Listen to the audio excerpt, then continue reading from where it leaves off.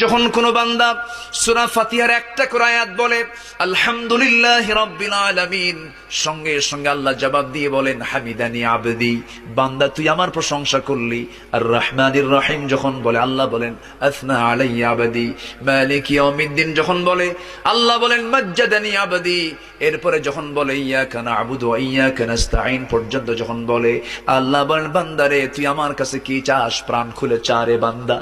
ইহদিনাস সিরাতাল মুস্তাকিম থেকে শুরু করে নিয়া ওয়ালাদ-দাল্লিন পর্যন্ত যখন বান্দা বলে তখন আল্লাহ বলেন বান্দা নামাজের মধ্যে এমন প্রেমের খেলা খেললি বান্দা, তুই যা চাইলি সব আমি আল্লাহ কবুল করলাম।